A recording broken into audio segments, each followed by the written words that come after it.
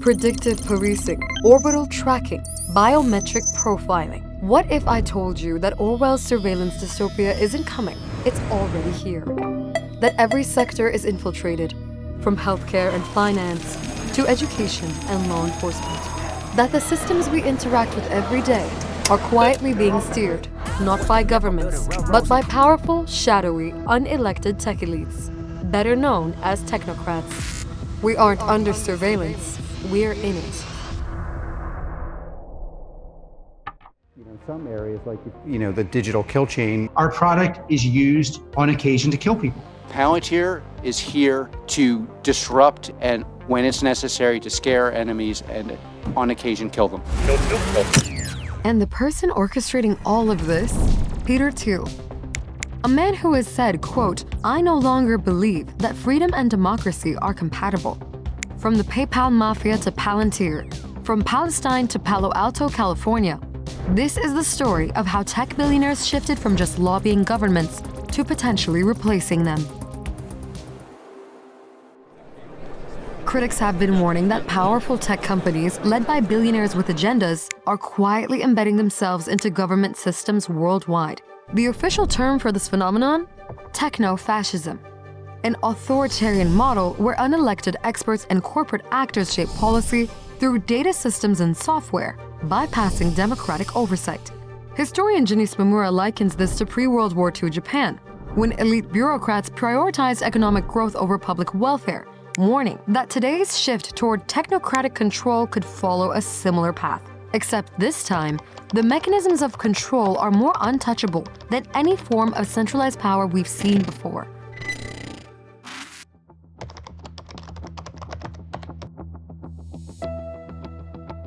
Peter Thiel was born in 1967 in Frankfurt, then West Germany.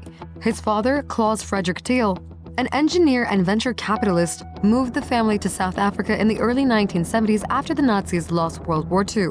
Nazism had been defeated in Europe, but it mutated and found new life under South Africa's then Prime Minister John Vorster, a former general in a pro-Hitler militia who helped turn Christian nationalism into state policy. Vorster wasn't an exception in South Africa, though. A considerable number of Nazis relocated to the country post-war. And for Klaus Thiel, apartheid was a business opportunity. Klaus brokered uranium deals with China, Israel, France, and South Africa, all while enslaved African laborers unknowingly mined radioactive materials for atomic bombs under lethal conditions, getting paid just enough to survive. The workers, whose homes sat mere miles from the radioactive waste, would die at alarming rates from radon poisoning their lungs. Meanwhile, white managers lived luxurious lifestyles far from danger and observed workers from a safe distance to limit their exposure. This elite class reportedly lived in homes perched safely on mountaintops, symbolic of their social elevation. This was the world Peter Thiel was raised in, where profit came from control, and workers were just dispensable tools in a global arms race. Years later, he would reportedly go on to call apartheid economically sound. And his college classmates recalled him dismissing apartheid as not that bad, a glimpse into the mindset that shaped his empire.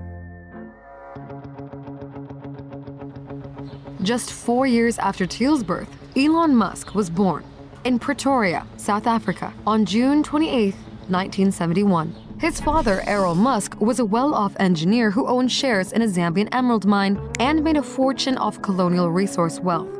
You see, Elon and Kimball and Tosca, they grew up with me. They only knew that they lived in a very fine home in Waterkloof.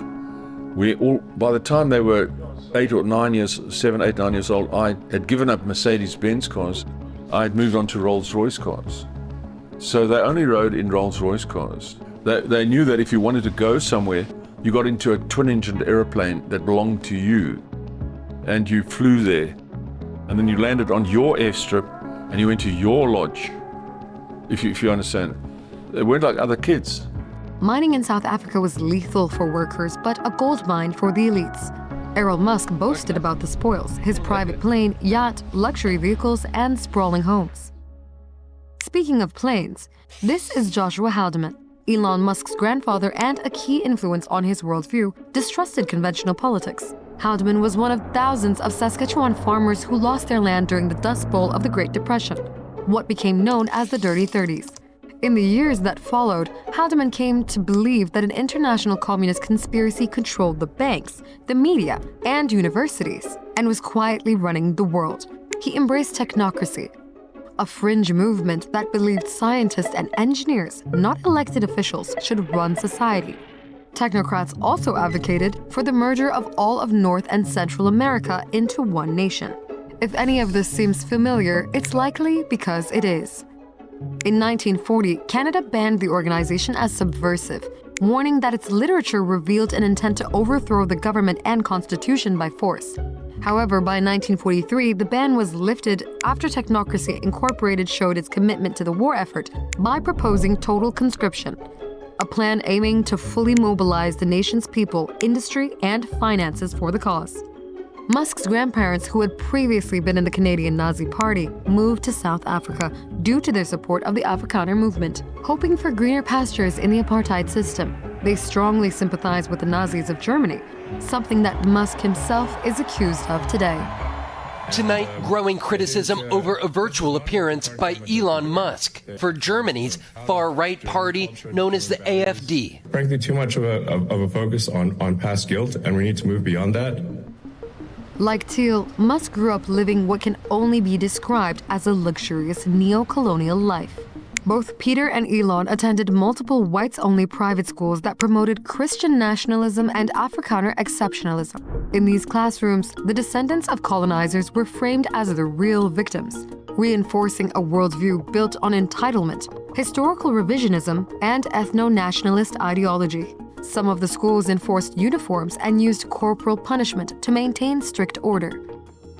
Thiel later said that the rigid structure left him with a lasting distaste for regimentation and conformity, an experience that would go on to shape his embrace of individualism and libertarianism.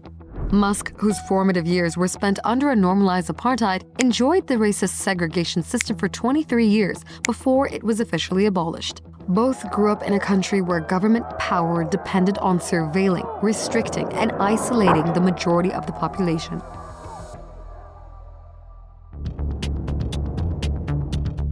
Cut to the late 80s and early 90s, when both men arrived in California. This is where Thiel's father, Klaus, was referred to by his colleagues as the Gestapo. Peter, whose family ran a gold mine in California, was smart, but socially withdrawn. He attended private schools and later enrolled at Stanford Law School, where he remained a solitary figure, though his interest in conservatism led him to join and later lead the Stanford College Republicans. This is where he first made a name for himself, through his book, The Diversity Myth, co-written with David Sachs, a fellow byproduct of South African apartheid. In the book, Thiel and Sachs paint diversity as a threat to meritocracy and to the intellectual foundations and future of the West. But Thiel wasn't done there. He also helped launch the Stanford Review, a publication that pushed libertarian anti-multiculturalist views. Meanwhile, Musk briefly studied at Queen's University in Canada and then transferred to the University of Pennsylvania. But by 1995, he was also in Palo Alto, supposedly for a PhD at Stanford. Just 2 days in, he dropped out and began trying to build an online business from scratch. Thiel, on the other hand, finished his graduate degree, then decided to go a different route. Instead of pursuing law, he invested in Confinity, a cryptography and payment startup. Confinity enabled digital money transfers but was still only able to make payments between a specific brand of handheld devices. What you may not know is that just next door, another startup was chasing the same goal. Except it was aiming to sync financial data across every phone. That startup was X.com, founded by Elon Musk. The two men had not only launched near-identical businesses, but also developed them on the very same street. In early 2000, they merged their companies and launched PayPal. And as we know today, the company would turn out to be extremely successful. While their collaboration may have been random, they were laying the groundwork, albeit unknowingly, for a financial empire modeled on what they knew best: centralized control with unlimited oversight by exploiting the power of data. Because Musk and Thiel weren't just partners, they were ideological twins. Both held the core belief that democracy is inefficient, and both set out to build systems to ensure the future was decided by algorithms and not laws. Thiel's ambition for PayPal was initially driven by the desire to create an alternative currency to challenge the US government.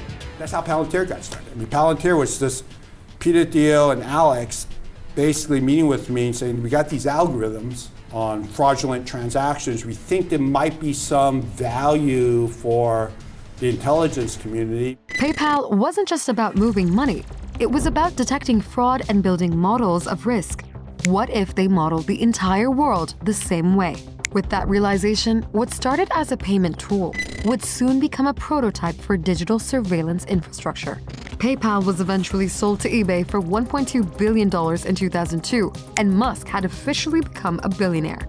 Thiel would go on to gain ownership in numerous companies: LinkedIn, YouTube, Meta, Lyft, SpaceX, Oculus, Airbnb, Stripe, and that's just for starters. Former employees and founders of PayPal, dubbed the PayPal Mafia, went on to run LinkedIn, YouTube, Tesla, Facebook, and venture capital funds that bankroll most of the tech you use today.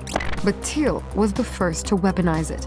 The team went away and did a mock-up in 2 weeks, and then immediately we took that team and put them inside the building to work on what we call a CT counter-terrorist problem.